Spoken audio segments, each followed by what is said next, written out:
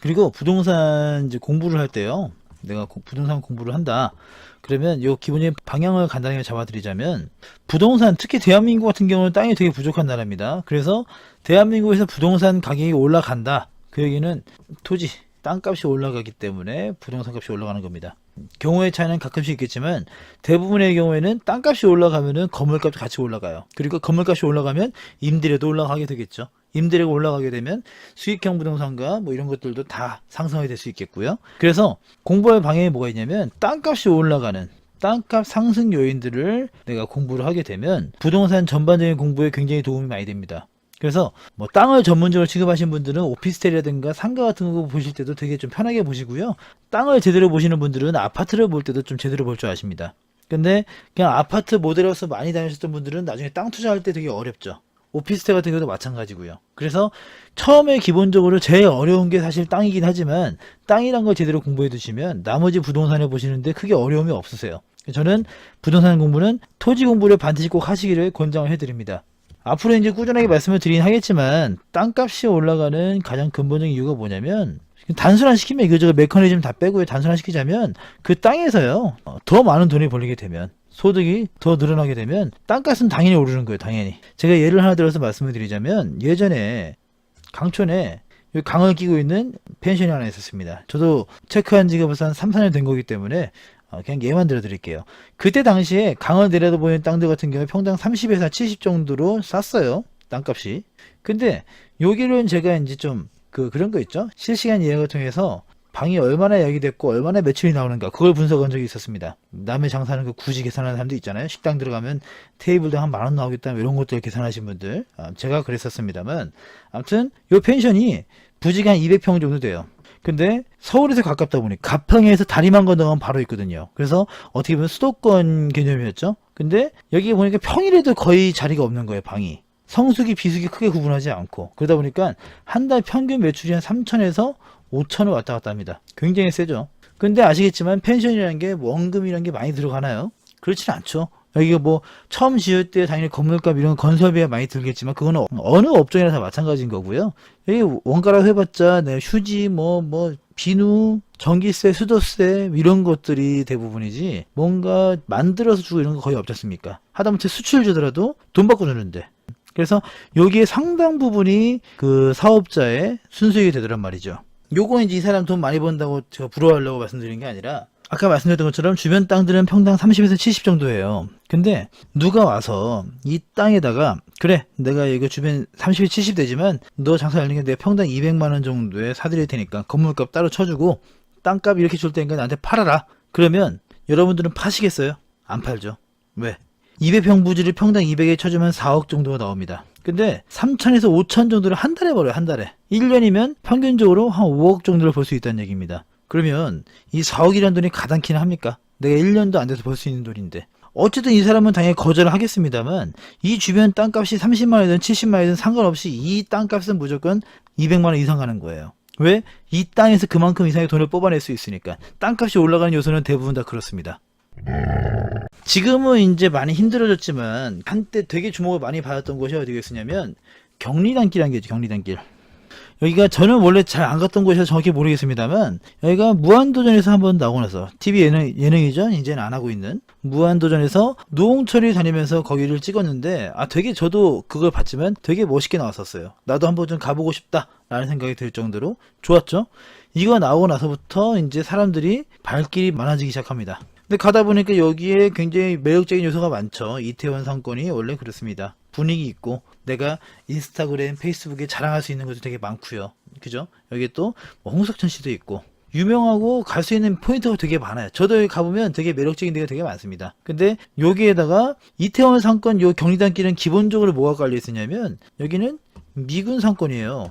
거기에는 미군과 그 가족들이 되게 많죠. 그리고 미군들은 벌이가 꽤 괜찮습니다. 대한민국 대기업 적어도 대리급 이상이에요. 다 제 막내라 하더라도요. 근데 그 사람들이 살고 있는 그 인근에 요런 상권이 있어서, 이태원 같은 경우에 예전에서 어떤 일이 있으냐면, 메르스가 터졌을 때 하다못해 명동과 강남까지 휘청하고 있을 때 이태원 상권만 홀로 임대료가 올랐었습니다. 왜? 강남이나 명동은 놀러 안 가면 그만인데 이태원에 있는 군인들은 어쨌든 생활을 계속 해야 되기 때문에 그 상권은 단단한 거죠. 아무튼 이태원에 안 그래도 잘 갖춰져 있던 그 상권에다가 방송이 이제 묻어버리니까 여기가 굉장히 장사가 잘 되더란 말이죠. 근데 무도에 아까 말씀드렸던 것처럼 무슨 프랜차이즈가 많아서 뭔가 대기업이 많아서 분위기가 좋았던 게 아니라 골목골목에 되게 좀 낭만적인 요소가 많다 보니까 사람들이 좋다고 느꼈던 거거든요. 근데 발길이 많아지다 보니까 아까 말씀드렸죠. 땅값이 부동산을 좌우한다고. 땅값을 좌우하는 최대 큰 요인이 뭐냐면 이 발길입니다. 많이 밟히는 땅이 비싸요.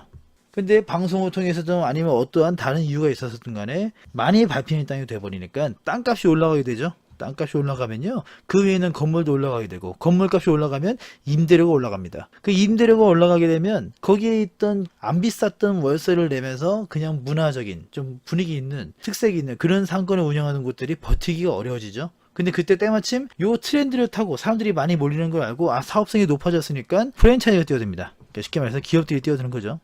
건물주 입장에서는 기존에 있던 상인들 물론 소중하죠. 그 사람들 덕분에 상권이 살아난 거니까. 근데 그 사람들이 임대료를 내기 힘들다고 하고 이 프랜차이즈들은 월세를 더 나겠다고 하고 그러면 누구 편을 들 수밖에 없어요. 이 사람들 편을 들죠. 돈 벌려고 하는 건데. 그러다 보니까 격리단길도 어느샌가 프랜차이즈가 하나씩 늘어가게 되죠. 이런 걸 뭐라 그래요? 들어보셨을걸요? 젠트리피케이션이라는 말이 있습니다.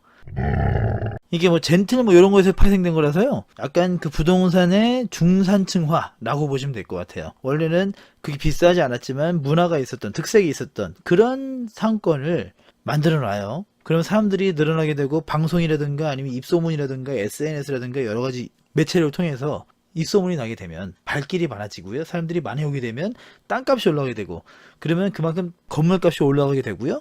건물값이 올라가게 되면 당연하게도 임대료가 올라가게 되는 이런 순환이 만들어지게 됩니다. 그리고 건물주들은 거기에 맞춰서 자연스럽게 월세를 올리게 되고요. 물론 그 과정에서 괜히 좀 부도덕하게 많이 올리시는 분들 분명히 있어요.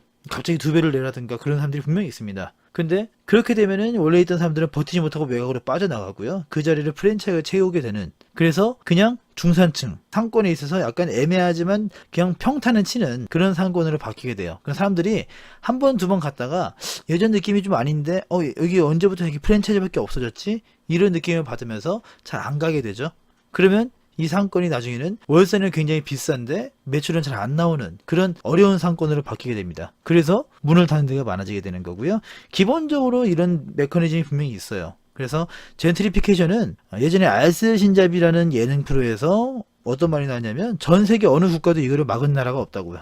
사실 이건 어쩔 수 없습니다. 자본주의 국가에서는 막을 수가 없어요. 근데 요거를 대비를 한다든가 그럴 수는 있겠죠. 저는 요거에 있어서요. 부동산 업자들의 역할이 되게 중요하다고 봅니다. 부동산 업자들이 중간에서 조율을 잘 해주고 이런 것들이 필요한데 보통 프랜차이즈들이 뛰어들어올 때 이 업자들을 끼고 들어오기 때문에 그것도 사실 안 되죠. 저 갑작스럽게 얘기하다 왜 젠트리피케이션이 왜 나왔는지는 제가 아까 얘기했던 것처럼 부동산 가격 상승은 기본적으로 땅값이 올라가는 거에서 비롯되고 그래서 여기서 또 한 가지 더 참고하실 게 아파트 투자 같은 경우는 뭘 많이 봐요? 대지 지분을 많이 보죠. 아파트는 오래된 아파트라 하더라도 값어치가 많이 떨어지지 않습니다. 근데 오피스텔 같은 경우는요. 오피스텔은 대지 지분이 되게 적어요. 감가상각이 빠릅니다. 건물 자체에 대한 가격인 거예요. 거의 대부분 다. 오피스텔이 싼 이유가 그런 거죠. 아파트는 대지 지분이 꽤 들어가죠. 그러다 보니까 아파트는 오랜 시간이 지나면서 인근이 개발되고 활성화되면 땅값이 올라감으로 인해서 아파트가 유지가 되고 그러니까 쉽게 말해서 우리가 음마 아파트 알고 있죠. 그러니까 대한민국 부동산 시장 그중에 아파트 중에서도 기준이 되는 데가 음마 아파트를 얘기를 많이 한단 말이에요. 근데 음마 아파트가 79년생이에요. 올해 41년 됐죠. 근데 그 아파트가 지금도 쟁쟁합니다. 가격이 어마어마하죠. 그 이유가 뭡니까? 그 대지 지분이에요. 대지 지분. 만약에 음마 아파트가 오피스텔이었으면 얘기는 좀 달라졌을 겁니다. 대지 지분이 낮고 건물에 대한 가격이 많다 보니까 건물은 시간이 지날수록 풍화되고 노화되면서 가격이 떨어져 나간단 말이에요. 감가상각이라고 얘기하죠. 그런 걸. 그래서 오피스텔은 그런 부분이 문제가 된다는 거 참고하시면 될 것 같습니다. 아무튼 다시 원론으로 돌아와서요. 부동산 가격 상승은 땅값 상승으로 인해서 이루어지는 경우가 대부분이고요. 땅값 상승에는 발길이 늘어나면 밟는 사람이 늘어나게 되면 땅값이 올라가게 된다. 왜? 발길이 늘어난다는 얘기는요. 일단 갈 수 있는 길이 늘어난다는 얘기고요. 뭐 원래는 길이 없었다가 생긴다든가, 아니면은 원래 1차선이었다가 2차선 늘어났다든가, 아니면은 없던 철도가 생겼다든가, 아니면 없던 고속도로가 생겼다든가 하는 식의 길이 만들어졌기 때문에 발길이 늘어난 거고요. 그리고 인구가 늘어났기 때문에, 이게 유동인구가 됐든 아니면은 정주인구가 됐든 간에 가는 사람들이 늘어났기 때문에 당연히 발길이 늘어났을 거고요. 그리고 갈 거리가 많아졌기 때문에, 거리, 먹을 거리, 즐길 거리, 잘 거리, 이런 것들이 많아졌기 때문에 발길이 늘어난 거죠. 요게 역선에 올라가기 때문에 이 원인을 잘 파악하고 계시면, 아까 말씀드렸던 것처럼 땅값이 올라가는 기본적인 메커니즘을 정확히 이해하시고 그런 사례들을 좀 많이 알게 되시면 부동산 공부에 있어서 조금 더 수월하게 할 수 있다는 거 다시 한번 강조합니다. 자, 정리해 드릴게요. 결론입니다. 첫 번째, 부동산은 불로소득이 아닙니다. 그냥 적당히 묻어놓으면 적당히 올라가는 그런 구조가 아니라, 이제는 내가 입지 분석이라든가 앞으로 전망이라든가 이런 부분은 정확히 체크를 하셔야 된다는 얘기 아까 드렸었고요. 두 번째, 전문가들 얘기는 참고만 하셔라. 맹신하실 필요는 없습니다. 이 사람들은 왜? 책임을 지지 않기 때문에.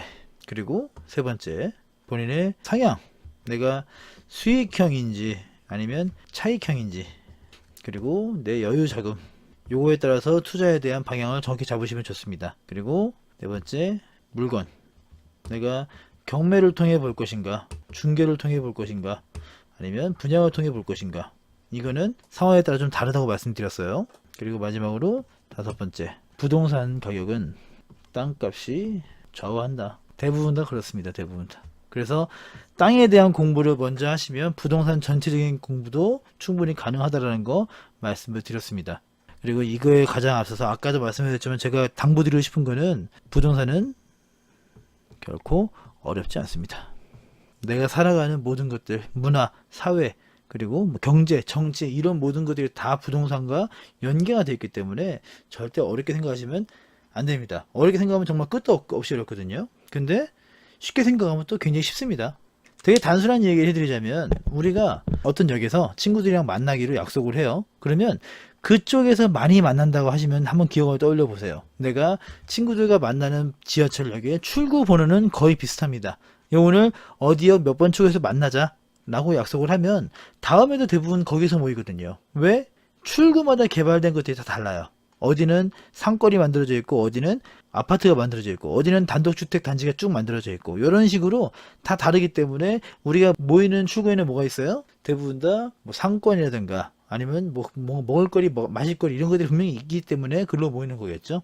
그런 부분들을 잘 참고하시면, 내가 지금 친구들과 만나는 약속 장소, 아니면 출근할 때 타는 전철, 버스, 이런 것들도 다 부동산과 연관이 되어 있고요. 이런 부분들 참고하셔서 부동산이 어려운 건 아니구나, 내가 공부를 하려면 어디부터 봐야 되는구나, 그렇게 생각하시면 조금 더 낫지 않을까라는 생각을 합니다.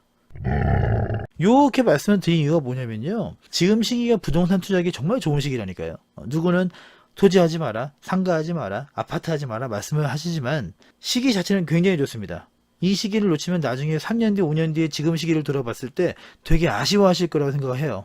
그래서 지금 부동산 투자에 대해서 스스로가 좀 주체적으로 공부를 하시게 되면 좀 좋은 일이 많이 생기지 않을까라고 기대를 합니다.